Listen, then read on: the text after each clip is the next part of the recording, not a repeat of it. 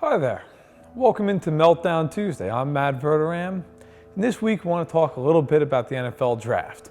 NFL free agency is done for the most part. Now guys are being signed only for camp bodies in most cases.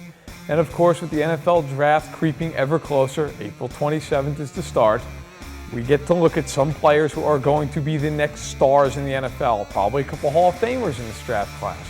And then there's going to be a whole bunch of guys that nobody can remember their name by this time next year. But that's not going to stop everybody from calling them elite and special and assuming that every time a player is taken in the first 3 rounds, they're solving a need. That's where the media melts down. It is not solving a need all the time. Did Jacksonville solve a need when they drafted Blake Bortles? No. Blake Bortles is terrible. He's not special. He's not elite. He's special and elite compared to me and you, but guess what? Me and you don't play in the NFL. Comparatively to his peers, Blake Bortles is awful. He has thrown the most interceptions over the last 2 years of any quarterback in the NFL. And did you see Peyton Manning a couple years ago?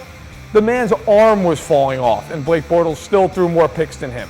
That's the only thing special about Blake Bortles. Okay? There are plenty of examples like that. Every year we study tape of these guys, and we saw them all last year and the year before that in college football, and everybody gets excited. And look, nobody's perfect.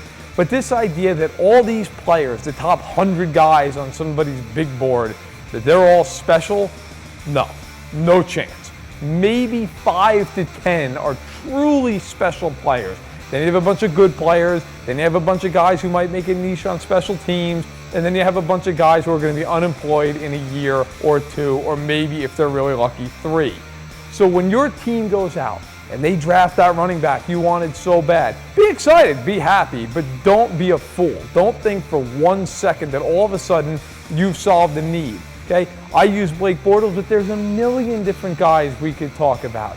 What about the Indianapolis Colts? Okay, we'll stay in the AFC South for a minute.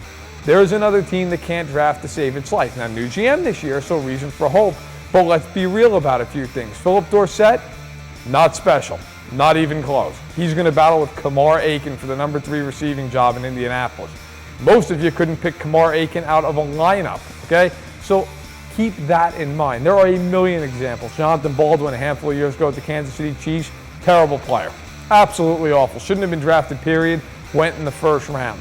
There are zillions of examples. We go on and on. Of course, famous ones like Jamarcus Russell. He's got elite arm talent. He throws the ball 80 yards from his knees, and he still can't hit a running back wide open in the flat. That's special. There's all kinds of different situations that players want to fall in. They want to get a great coach. They want to get a great system. And those are the things that really determine whether or not a player succeeds. Yeah, you have to have the requisite talent, but you don't have to be special. You don't have to be elite. You've got to be good, and you've got to want to work hard, and you've got to go to a team that knows how to utilize you.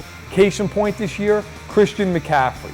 McCaffrey has great skills. He's incredibly fast. He's good moving around on the field, both in agility and power. But guess what? If Christian McCaffrey goes to the wrong team behind a bad offensive line with a coach that doesn't know how to use him, Christian McCaffrey is going to be awful. It's going to be a waste of time, and everybody's going to call him a bust. Maybe that's not fair. Maybe Christian McCaffrey would have been a hell of a player if he went to a different team. But if he goes to the wrong team at the wrong time, he's just going to be another guy that everybody called special, and as it turns out, he wasn't all that damn special because he didn't get the situation he needed. The Cleveland Browns haven't drafted somebody good since Bernie Kosar. Only a slight exaggeration. The reality of it is, though, do you think that all these players over the past 5 years in Cleveland, do you think that if they went somewhere else, they wouldn't have been good?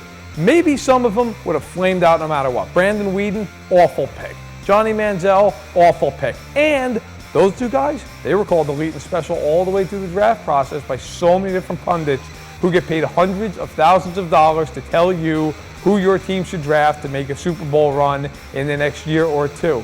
But there have been players that Cleveland has taken that would have been good elsewhere, but it just wasn't going to happen with the Browns, who have traded in offensive coordinators and defensive coordinators and head coaches and general managers as often as 2 kids trading lunch in a cafeteria in the 2nd grade.